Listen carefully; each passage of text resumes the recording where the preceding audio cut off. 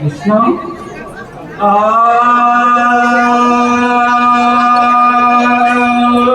হরি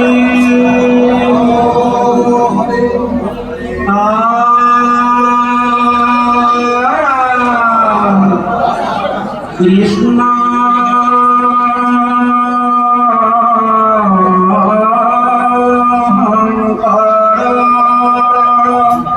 গুরু হরি রাম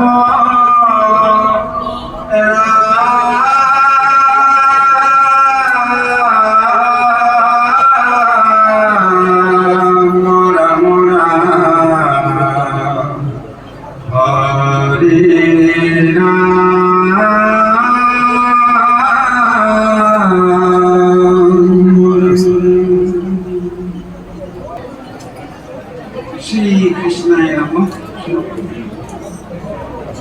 कृष्णाय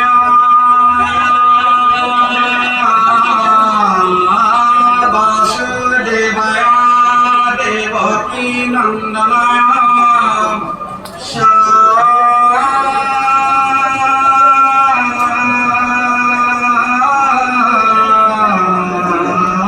नंद कुमाराय गोविंदाय नमः पंकजनाभाय नमः पंकजमालिने नमः पंकजनेत्राय नमस्ते पंकजनग्राय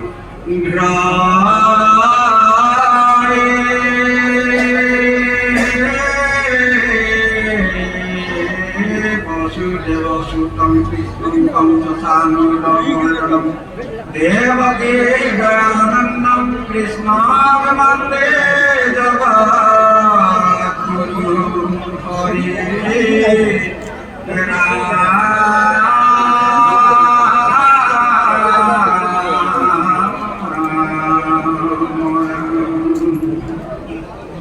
मुखं करोति वाचालं पङ्गुं लङ्घयते गिरिं यत्कृपातमहं वन्दे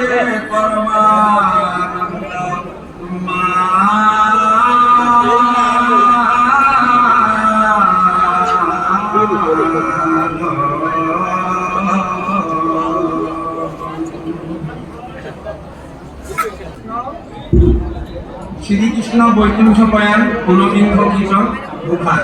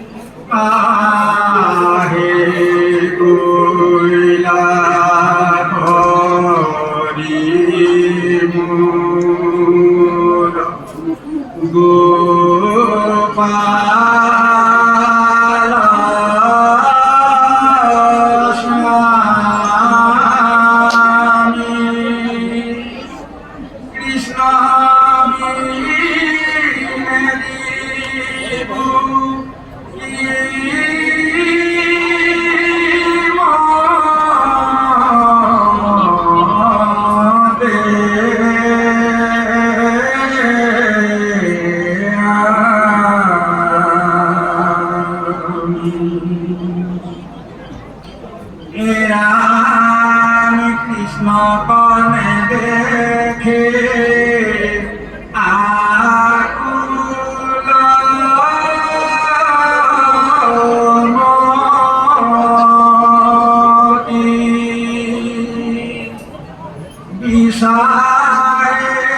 पासे पायलो प्राण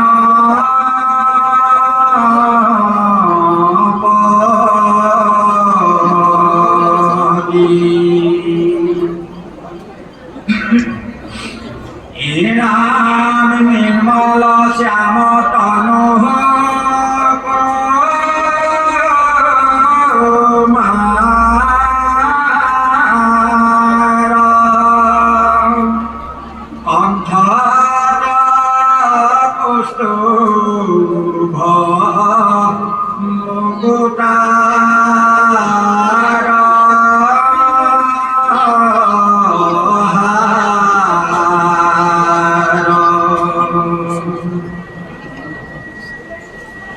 সারে খান বুদাব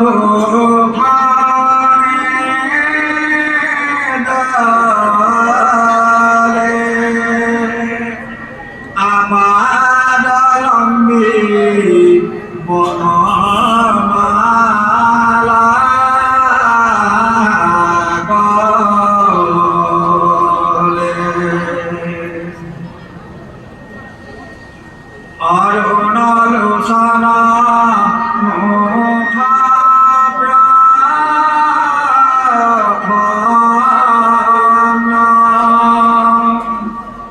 লকাখণ্ডে আছে বিদিতা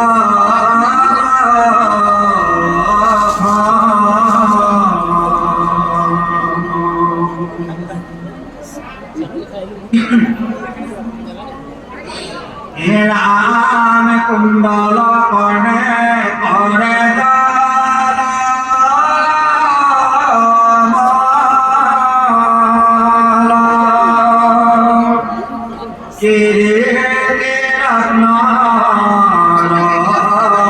হিরে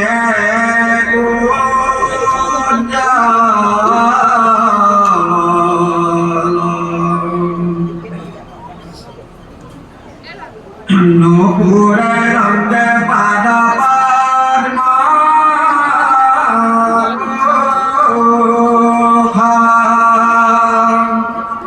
যাক দেখি মিলে মনে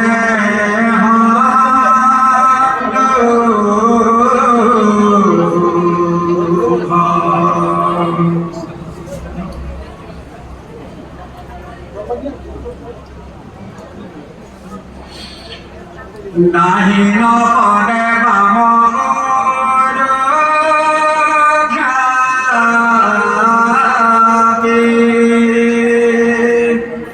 আখরে বহিষা জগদ ব্যাপী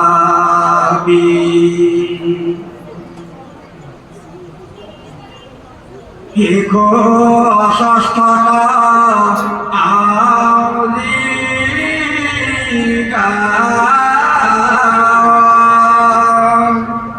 দেখিল প্রভু পূর্ণানন্দ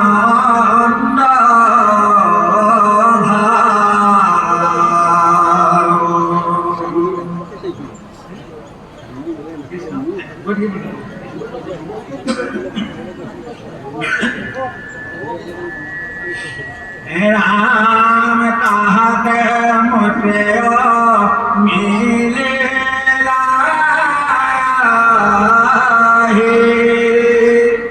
মুখ দেখে কৃষ্ণ তুলে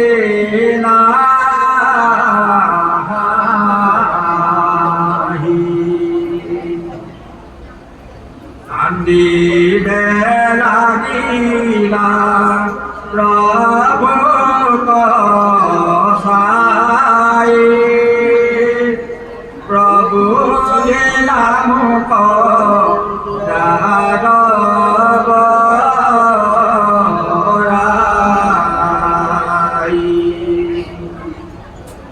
রাম কানে ধব তোমার সীতা পুরে তোমার মন সীতা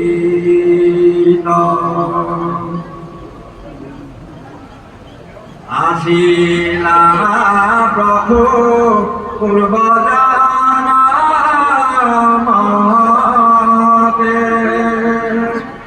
বুঝিলা তুমি ভালো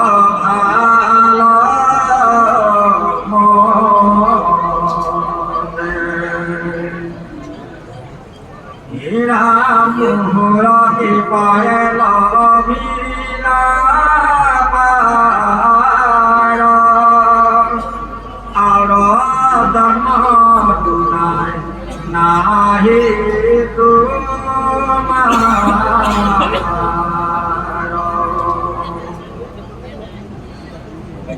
বুদ্ধি হল অতি জ্ঞান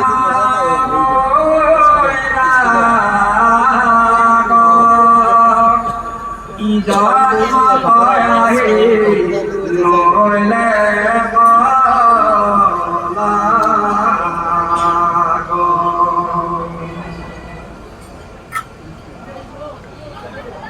হেন কৃপা কৰা হেন কৃপা বাক্য শুনি স্বামীৰ স্নেহে হৰিল সবে হৰি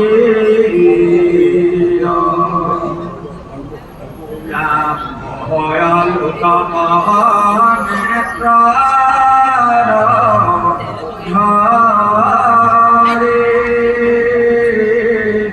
বুলিল পাছে কৃতাঞ্জলি কৰি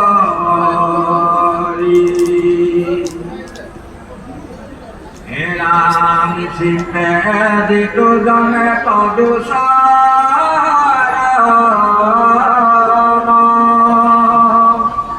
নিহিত তাৰ পুনঃপ্ৰয়োগ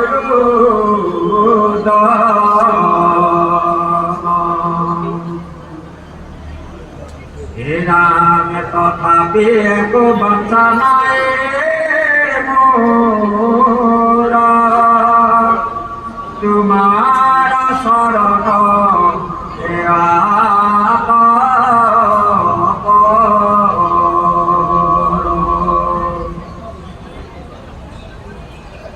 রাম তুমি পূর্ণ জ্ঞান জগতে খ্যাত তথাপি তুক পাত মন্ত্র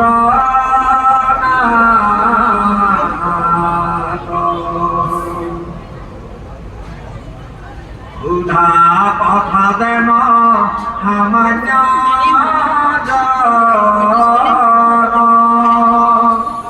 ইহা কস্মরে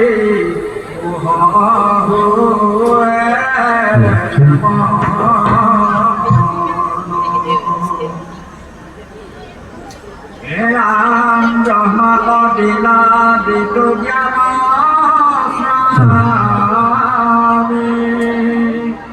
জানিবে দেবে দিত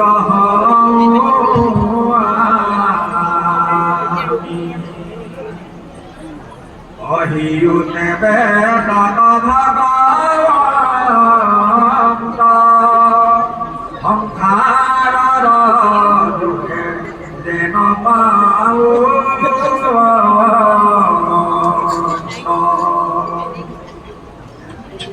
শ্ৰীৰাম হেন শুনি হৰি কৃপাই অহিলা ৰহস্য জ্ঞান প্ৰকাশি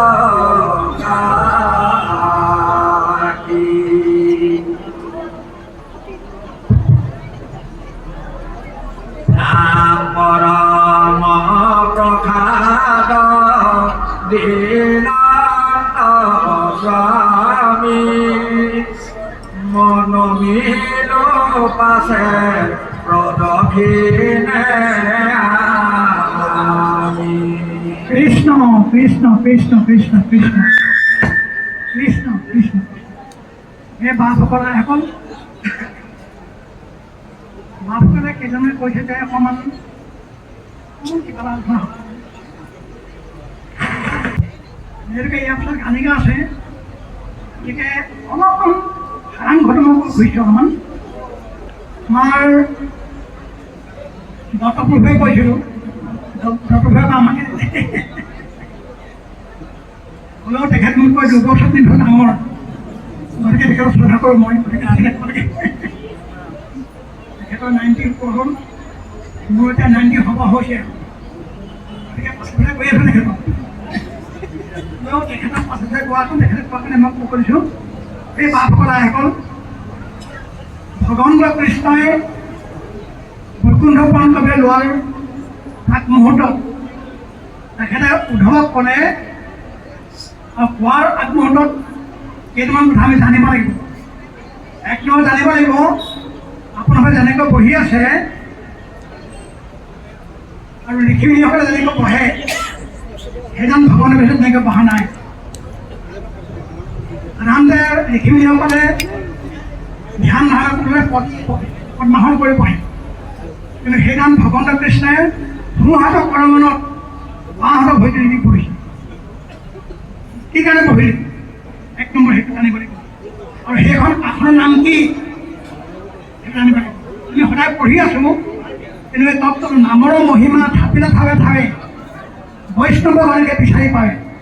নামৰ মহিমা বিভিন্ন ঠাইত থাকি গৈছে, কিন্তু সকলোৱে নামৰ মহিমা বুজি নাপায়। এক নম্বৰ, কি কাৰণে ভগৱন্ত কৃষ্ণই আনকেইটা যেনেকৈ প্ৰত্যেকে বহা নাই, সেইজন বহিলে তেখেতে সোঁহাতৰ কৰমণত বাওঁহাতৰ ভৰিটো দি হৈছে। এক নম্বৰ। দুই নম্বৰ, এজোপা পুলি আঙুলিত কামুৰি আছে। কি কাৰণে পুলি আঙুলিত কামুৰিলে? জগতৰ ঈশ্বৰ ভাবি তেখেতে ডাঙৰ এজোপা আঙুল গছ বাছি ল'ব লাগিছিলে, বা অন্য গছত ল'ব লাগিছিলে। অন্য গছত নল'লে, ডাঙৰ আঙুলত নল'লে, পুলি আঙুলিত ল'লে। কি কাৰণে ল'লে? ৩ নম্বৰ, কথাবিলাক প্ৰশ্ন কৰি সুধোতে এনেকৈ সুধিব লাগিব, কেনেকৈ সুধিব লাগিব, তাক আমাক আদৰ্শ দেখুৱাইছে। ভগৱন্ত কৃষ্ণ যেতিয়া উদ্ধৱে ক'লে যে প্ৰভু তুমি মোক লগত লৈ যোৱা, কিন্তু ভগৱন্ত কৃষ্ণ যদি ক'লে মই লগত দিব নোৱাৰোঁ, তুমি আমি দুই গ'লে মিলিব অনৰ্থ। তুমি যদি যাওঁগৈ তেতিয়াহ'লে জগতত অনৰ্থ হ'ব আৰু ধৰ্ম বিপৰ্যয় ঘটিব, সেইকাৰণে তোমাক লৈ নাযাওঁ। ৪ নম্বৰ, প্ৰশ্ন কৰোঁতে কেনেকৈ কৈছে যে হে প্ৰভু, পূৰ্বতে ব্ৰাহ্মণ তুমি যেনেকৈ ভগৱতৰ তত্ত্বৰ কথা কৈছিলা, যদি শুনিবৰ উপযোগী হওঁ তেতিয়া মোক তাৰ অৰ্থ কোৱা। আমাৰ আকৌ এনেকৈ তুমি ক'ব লাগিব বুলি কোৱা নাই। কি বুলি সুধিছে? পূৰ্বতে ব্ৰহ্মণ যিখিনি জ্ঞান দিছিলা, বেদৰ তত্ত্ব, ভাগৱতৰ তত্ত্ব, যদি মই শুনিব উপযোগী হওঁ বুলি ভাবিছা, কিন্তু মোক কোৱা, এই বুলি কৈছিলোঁ। এই কথাখিনি, এই অধ্যায়টো যিখিনি পঢ়ি গৈছে, এই কথাখিনি জানিবলৈ পাওঁ। এই কথাখিনি নজনাকৈ আমি সদায় পঢ়ি আছোঁ, বৈকুণ্ঠ প্ৰাণৰ অধ্যায়টো পঢ়ি আছোঁ, কিন্তু এই কথাকেইটা ভালকৈ জানিব লাগিব। এই কথাকেইটা যদি নজনাকৈ আমি পঢ়ি থাকোঁ, একো লাভ নাই। সেইকাৰণে কৈছে তত্ত্ব দৰ্শী হ'ব লাগিব। তত্ত্বদৰ্শীসকলক ভগৱন্ত কৃষ্ণই গুৰু নাম দিয়ে। আৰু ভগৱন্ত কৃষ্ণই এই কথাখিনি ক'বলৈ এটা পৰিৱেশ সৃষ্টি কৰিছে। পৰিৱেশটো কি? ভগৱন্ত কৃষ্ণই অকলে আছে, অতঃপৰ অন্যৰ মাজত। এইখিনি সময়ত ভগৱন্ত কৃষ্ণক বিচাৰি গৈ পিনি উদ্ধৱে পালেগৈ। গৈ পিনি দেখিলেগৈ যে তেওঁ এজোপা পুলি আম গছত আউতি আছে আৰু সোঁহাতৰ কৰমণত বাওঁহাতৰ ভৰিটো দি দি বহি আছে। আৰু দেখিলে কেনেকৈ? আচন্ত কৃষ্ণ জগতত ব্যাপী। সেই সময়ত ভগৱান কৃষ্ণ জগত ব্যাপ্ত মানুহে আছে, এনেকুৱাকৈ দেখিছে। কিন্তু কি কাৰণে জগত ব্যাপ্ত মানুহৰ দেখিলে সেইটো জানিব লাগিব। শেষত এটা কথা জানিব লাগিব, ভগৱন্ত কৃষ্ণ যেতিয়া কথাখিনি সুধিছে, ভগৱান কৃষ্ণ সুধিছে,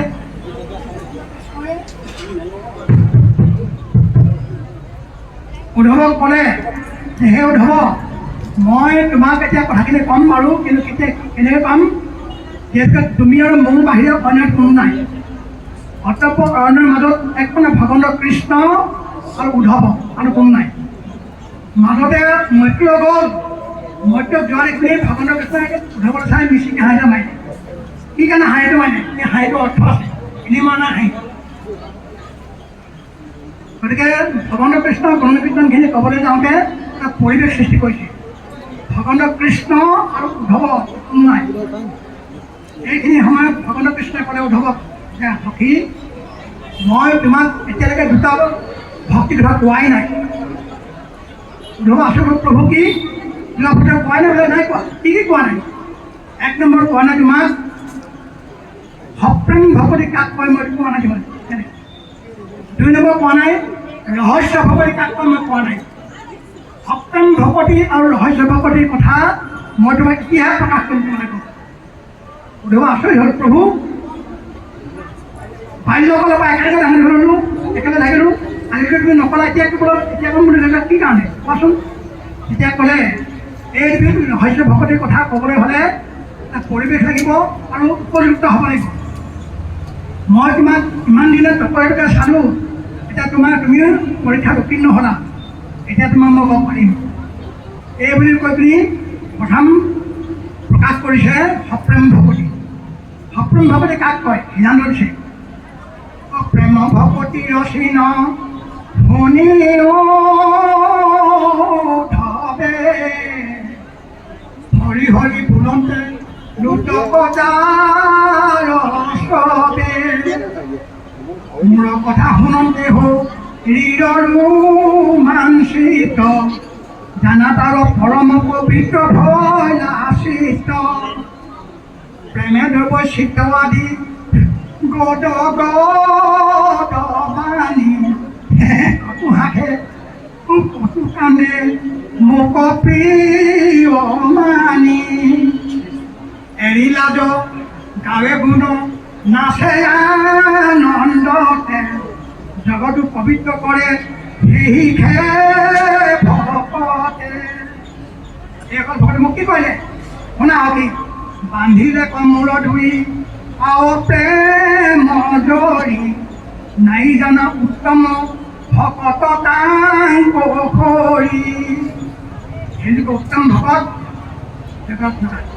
উত্তম ভকত ভাগৱতটো বা ভকতৰ ভাগৱতটো কোৱা হয় ভকত ভাগৱত উত্তম ভকত সেই হকি উত্তম ভকত কাক কয় ভকত ভাগৱত কাক কয় তোমাক এইমাত্ৰ কৈছোঁ শুনা মই যামগৈ অলপ পাছতে কাক কয় তোমাক কৈ গৈছোঁ শুনা পৰনিন্দা অহংকাৰ নাহি হৰিলত সেইজন উত্তম ভকত ভাগৱত কোনজন উত্তম ভকত কোনজন ভকত ভাগৱত এক নম্বৰ পৰনিন্দা দুই নম্বৰ অহংকাৰ নাহি হৰিলত নিজকে প্ৰশ্ন কৰক বাপ আপুনি কিবা পৰনিন্দা কৰে নেকি যদি পৰনিন্দা কৰিছে আপুনি ভকত হ'ব নাই এনেই ভাগত মুক্ত হ'লে নহ'ব বা ভকত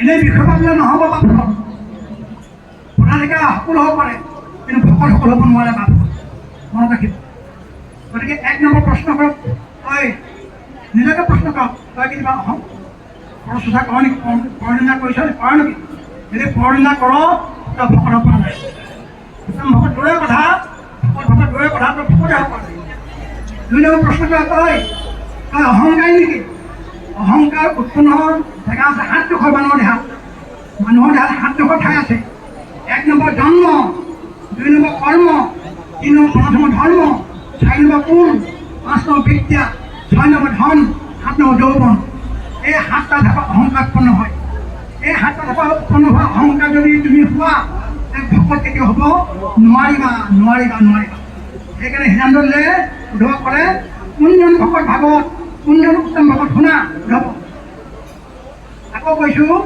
পৰনিন্দা অহংকাৰ নাহি হৰিলত সেইজন উত্তম ভকত ভাগৱত সেইজন উত্তম ভকত সেইজন ভকত ভাগৱত যি কাহানিও পৰনিন্দা নকৰে যি কেতিয়াও অহংকাৰী নহয় গতিকে যেতিয়া কথা প্ৰশ্ন কৰিব লাগিব তই অহংকাৰী নেকি যদি অহংকাৰী হয় অহংকাৰীজনে নাম গালে ভগৱন্ত সন্তুষ্ট নহয় বুলি কৈছে ভগৱানৰ পিছত প্ৰিয় ভকতৰ নাম গালেহে ভগৱন্ত সন্তুষ্ট হ'ব ভগৱানৰ প্ৰিয় ভকত কোনজন উদ্ধৱ ক'লে উদ্ধৱকে শুনা কোনজন ভকতৰ নাম গালে মই সন্তুষ্ট হওঁ শুনা কোনজন ভকতে ভাগৱত দেখা গ'লে মই সন্তুষ্ট হওঁ শুনা কৈছে জন্ম কৰ্ম বনাশ্ৰম কুলবাদী যত উত্তম বলিয়া গৰ্ব নপদে মনত গৰ্ব শূন্য আকৌ কৈছোঁ গৰ্ব শূন্য ভূয়াদিটো হৰি কপূজয় সেইটো জন জানিবা হৰিৰ প্ৰিয় হয় কৃষ্ণ ভগৱানৰ প্ৰিয় ভকত কোনজন জন্ম কৰ্ম বনাশ্ৰম কুলাদিত উত্তম বলিয়া গৰ্ব নপদে মনত গৰ্ব শূন্য ভূয়াদিটো হৰি কপূজয় সেইটো জন জানিবাহু চিৰ প্ৰিয় হয় সেইজনে ভগৱানৰ কিন্তু প্ৰিয় ভগৱান সেইজন ভগৱানৰ নাম গালে ভগৱানৰ ভগৱানকে পৰিহৰি হৈ থকা সেইজন ভগৱানৰ নাম গালে ভগৱানৰ নাম এনেকৈ অন্য ভগৱানৰ নাম গালে নাম নিয়ে গতিকে সাৱধান বাপ সেইকাৰণে ভকত হোৱাটো বৰ ডাঙৰ কথা ভকত হ'লে দুটা বস্তু আগত জানিব লাগিব দুটা বস্তু কি যিটো হ'ল আকাৰ ইকাৰ নাই আকাৰ ইকাৰ নোহোৱা শব্দৰ কথা জানিব লাগিব আকাৰ ইকাৰ নোহোৱা কি এক নম্বৰ হৰণ দুই নম্বৰ ভজন এই দুটা তত্ত্ব এই দুটা আৱেদিক অৰ্থ নহয় এই দুটা তত্ত্ব যিসকলে বুজি লৈছে আৰু পালন কৰিছে সেয়াসকলো আকাৰ ইকাৰ বিহীন হৈ যায় সেয়াসকল কি ভকত সেয়াসকলো আকাৰ ইকাৰ বিহীন কিন্তু দুখৰ বিষয়ে আমাৰ প্ৰায়বিলাক ভকতৰ যে আকাৰ ইকাৰ লাগি আছে যাৰ কাৰণে আমি একেলগে থাকিব নোৱাৰোঁ নিন্দা কৰোঁ খং কৰোঁ ৰাগ কৰোঁ ধমকি দিওঁ ইত্যাদি আকাৰ ইকাৰ লাগি থাকিলে নহ'ব বাপ আকাৰকে বিহীন হ'ব লাগিব সেইকাৰণে ভক্তে ভগৱন্তৰ ভয় বিমোচন ভজন ভক্তি তুষ্ট ভূয় ভোজন অহতে কৃষ্ণ ভক্তি পবিত্ৰ পৰম আত্মমানন্দ কৃষ্ণ সমস্ত হন সহতে তৰণৰ উপায় হৰণ হৃদয় পদ্ম ধৰে কৃষ্ণৰ চৰণ এইখিনি সংযোগে ভক্ত হয় আপোনাকো ধাৰিয়া উধাৰয় সেইজন ভকতে গোটেই জগত ধ্বংস কৰে এই গোটেই ৰহস্য কথাখিনি এক কোণত প্ৰকাশ কৰিছে উদ্ধৱৰ আগত নতুন পাপ মুহূৰ্তত কোনো নাই এক মানে উদ্ধৱ আৰু ভগৱান কৃষ্ণ মাজতে মৈত্ৰেয় গৈছিল মৈত্ৰেয় ক'লে তোমাক মই ঈশ্বৰৰ কথা ক'ম বুলি ভাবিছিলোঁ কিন্তু আহিলে ওলালে এতিয়া মৈত্ৰেয় পাই এইবুলি হাঁহি নামাৰিছে হাঁহি আৰু কলেজত তোমালোকে মোক নাথাকিবা মুঠত আৰু মই যাবলৈ আছোঁ কথাখিনি শুনি মৈত্ৰেয় গৈছোঁ উদ্ধৱও যোৱালে কৈছিলে আকৌ উদ্ধৱে আহিলে ভগৱানজনক কেনেকৈ যায় মই চাব লাগে এইবাৰী এনেকুৱা গছৰ তলত আনকি লুকাই ৰৈ আছে কেনেকৈ যায় চাব ভগৱান কৃষ্ণ আদৰৰ কাৰণে দেৱতাসকলো আকাশত ৰৈ আছে কিন্তু যাব সময়ত দেৱতাসকল চব ভাল ঘাকা কৰিব কোনো দেখে কিন্তু এক কোণত দেখিলে যোৱাৰ দৃশ্যটো এক কোণত উদ্ধৱ ভকতহে দেখিলে মাত্ৰ সেইকাৰণে ভকতেহে ভগৱান কৃষ্ণক বস কৰিব পাৰে ভগৱান কৃষ্ণৰ ভকতৰ বাস্য এইখিনি কথাকে সামগ্ৰী ক'লোঁ আৰু ক'বলৈ বহুত আছে এই অধ্যায়টোত বহুত কথা আছে বাৰু এই অধ্যায়টো ভালকৈ নিশিকিলে ভালকৈ ব্যাখ্যা নকৰিলে আগত গৈ লাভ নাই ভগৱান কৃষ্ণই যেনেকৈ যাবৰ সময় মাত্ৰ ৰহস্য ভগৱতী প্ৰকাশ কৰিছে আৰু অপ্ৰেম ভগৱতী প্ৰকাশ কৰিছে যাবৰ সময় আগত পোৱা নাই